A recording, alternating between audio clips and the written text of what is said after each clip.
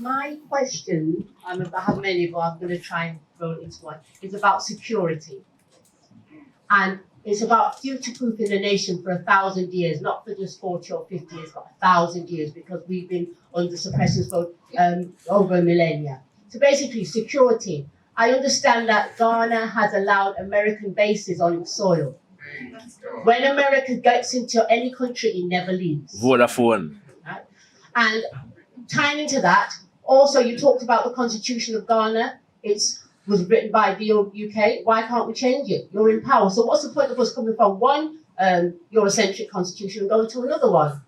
But the security issue is very important, because if we're going to pick up sticks, I'm not saying everyone's going to do that, go to Ghana and we have American bases on the soil. And obviously there's also the French doing stuff in Mali and places like that. And then you've got the Chinese making inroads, even though they're helping with the infrastructure, but they've got an ulterior motive. How can we feel secure on those places where those bases are? Because they can say, get you all together, get all the blacks into All right, we got Africa the point, sis. and Thank drop you. the bomb. We got the point. Thank you. That's what I'm saying.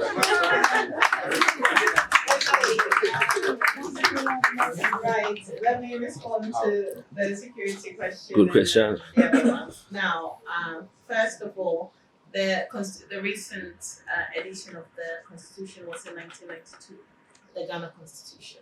I actually did some of the consultation at the local level on that, so I know a lot of what was done then had to do with what, we had a lot of local inputs. It's not perfect. There are still things that have been talked about changing in there, but it's no longer the colonial. That's that. Secondly, security. I can assure you, when this idea that America was bringing a base into Ghana was touted, the whole entire Ghanaian population rose against it. Now, you have to understand, I'm not a politician, but I'm a traditional ruler. From a political global perspective, there are negotiations that politicians do with each other that I can't go into. But I know that the population were not enamored with the idea. There were protests and that idea was shelved. And so it should give you a sense of security that we don't have an American base per se in Ghana. Although I know that, I can't sit here and say there is no military collaboration between Ghana and America. That would just be ridiculous. In the same way there is military collaboration between Ghana and United Kingdom, because to some extent information sharing is necessary in order to keep what we would term as the bad people away. In terms of local security, in any country, in Europe, everywhere, there's going to be elements of criminality, and which is why I mentioned earlier, there are prisons. And so we can't pretend there isn't. There aren't tiny little pockets of security concerns. When people are hungry, when there's poverty, when someone feels as though there is nowhere else to go, sometimes they lose their human dignity and resort to doing things that they are not supposed to do. And the Lord deals with them accordingly when they are discovered. So there are, people who are concerned about little, stealing, things like that. But in Ghana, this is not something that's rampant at all. We are a people who, I suppose, is the nature of the people that we frown on things like that. So if anyone is caught doing that sort of thing, they are dealt with very severely. I can assure you, Ghana is one of the safest African countries you can actually go to. But a word of caution, as with everywhere you go, you always have to have your wits about you. And I would like to just add also, just to disabuse us of the fairy tale Return to Africa, that if you can survive in England, then everywhere else is paradise. If you can survive in parts of Jamaica, then let's give Ghana a chance, yes? Because at the moment, when I look back at the loss of our brother Stephen Lawrence, when he was at that bus stop with Dwayne Brooks, they were fearful of these young Caucasian boys coming. But in 2019, who would they be more afraid of? Caucasian boys or brothers looking like them. So England's a rough place to raise children, and it's a rough place for us. So I don't want us to really, you know, treat Ghana in a way that they've got to do everything for us. Most of us are street smart and are street wise, and you know you've got to take that everywhere you go. I remember I was in Asia, and this place probably has zero crime where I was in Asia. And I left my bag in a hotel on the chair where I was having some lunch. And then I realized I left my bag, and I sort of, you know, was nervous and went back. And then my host said to me, hold on a minute, whoa. If you come back tomorrow, that bag will still be there. You're not in England. So it takes time to get out of the mentality and the mindset that this place has conditioned us in. But wherever we go, and I know this is not your question, sister, it's not directed to you per se. I'm just saying generally, wherever we go, our security in truth is our responsibility. Yeah? And it's important and imperative that with the invitation that's been extended from the Ghanaian government, that you take time out and go and spend 3 weeks, 6 weeks, however long it takes, go throughout the country and see whether your spirit is settled there. And if it's not for you, then you try something else. But I think it's imperative that you give it an opportunity and give it a try. Yeah? That's the idea. So, sister? Good evening. Good evening. And thank you for organizing this gathering. I'm not Nigerian, I'm not Ghanaian, I'm Nigerian. But I came here because I think it's something that affects all of us, and it's a good thing to discuss. My question is in two ways, but it's related.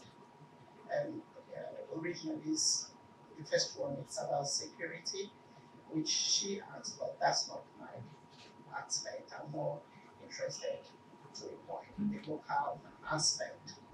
And just like you have said, our wealth is on our humanity, our skill, and our resources, land, or whatever we have back home. But we need, as people that have lived here for so long, one thing that we can say for this country is that you wake up, you go back, we go out, we come back safely. So I don't know about that. Well, on the average, we have to be to the point where it is due. If you're in a car. But yes, you were saying. So my question then is, yes, we should be cautious for our security, but I think that when we come back, then they need to put some things in place, Right. especially give people that are abroad that are going back cautions or areas to contact. There are kidnappings and things, maybe more in Nigeria than Ghana, I don't know. But that is a major issue, and I think if you people can address that, that would be nice.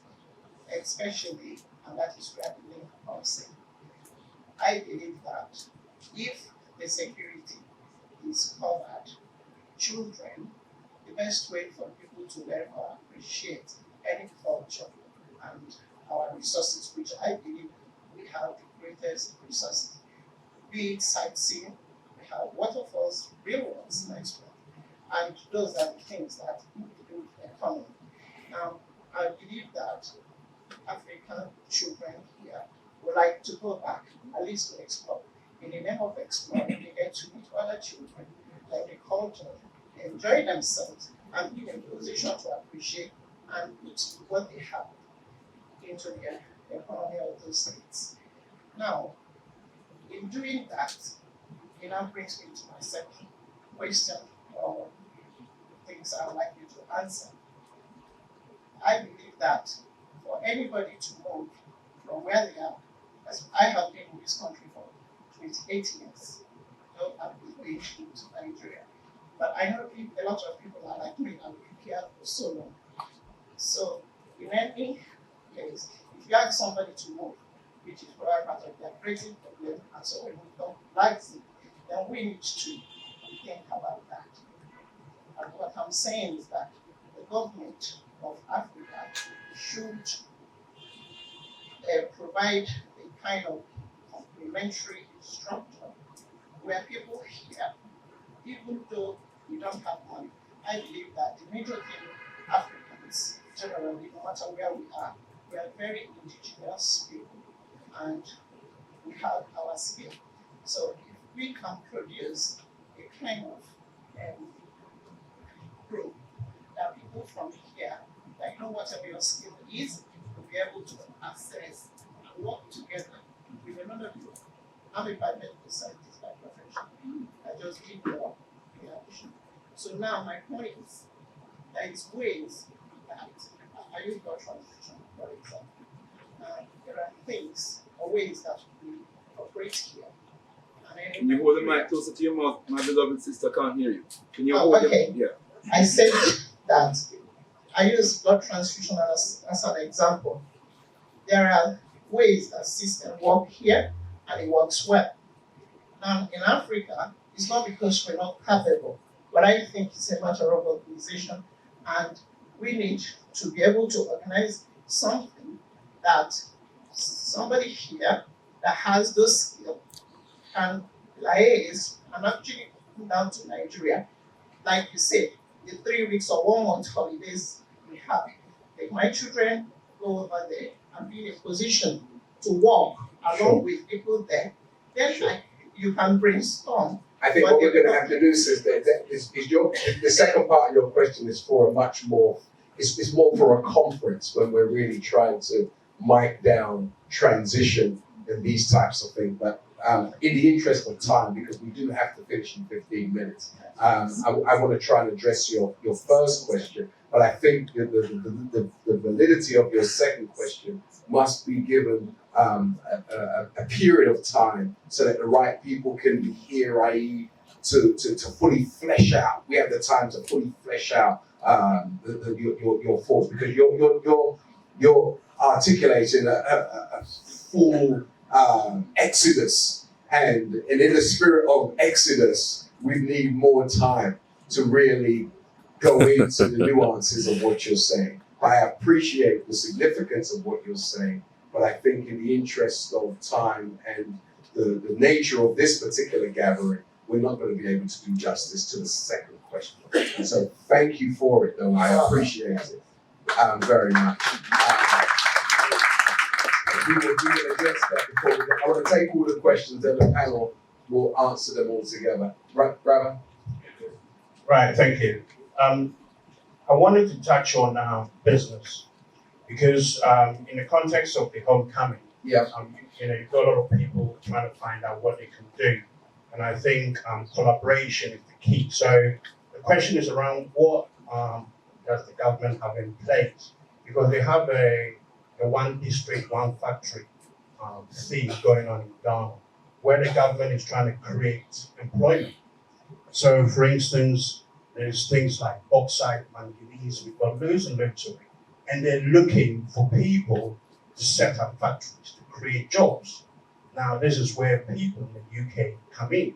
If people were to come together, you can raise a lot of money, you can set up these factories, and you can compete, whether it's Chinese, anybody, because then they will have to come to you to buy these products. And I just want to know what the government is doing around this one district, one factory thing, where the homecoming, how does that fit in with that? And I think the key is for people, instead of people trying to do things individually, look to collaborate. And I do get it because of history. I think that Black people are the only people on earth who do not collaborate. But I do get why that is. Okay, so 1D1, 1F, or One District, One Factory is one of the government's initiatives introduced pre-election. And what I can say about that is, if you are interested in setting up a factory in whatever capacity, we have a trade desk in the High Commission, the Ghana High Commission, will take you through the process, and they will actually help you to get accreditation, and go through the right processes of how and land acquisition as well, in order that they'll look at the product that you want to produce and where it would fit within the geography of the country, and they will help you. In terms of collaboration, I think we've said all we need to say about that. It's about the change in mindset. It's about understanding that I may not necessarily like you, but I have to work with you for my survival. Every other continent has understood this fact. And if we don't understand that, we are going nowhere. And as Minister said, we will come over and over and over to events such as this, and we are not going anywhere as Africans collectively. So collaboration is important. Networking, and every said, look, find people who are thinking along the same lines as you. We have the internet now, social media. Put the word out there. I want to do this in Ghana. Who wants to do the same thing? Can we get together and put our money together and build capital? It was one of the challenges to business is capital. So put our little pencils together and let's find a pound and go and get what we need to. It's a simple dynamic. That's all there is to it. Thank you. And again, just make no mistake about it. Europeans generally don't like each other. But they unify around that which will empower them all. So the French, remember, during the time of the formation of the EU, they didn't want England to be in it because they knew England would destroy it. So they weren't allowed to be a part of it on the first wave. It was only on the second wave the UK came in, and de Gaulle was right. Look what they're doing to it now, they're tearing it up, right? That's why they're not willing to renegotiate, whether it's Boris or Theresa or Javid. They're saying, no, you're gonna have to, hard Brexit and destroy your country because you're a troublemaker.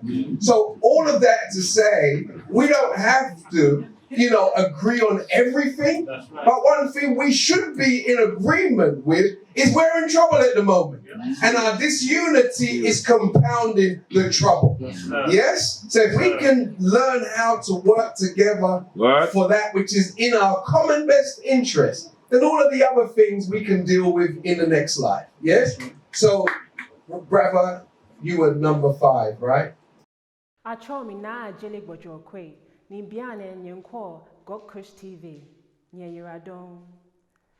name is Adjekum, and right now you're watching Got Kush TV. Thank you.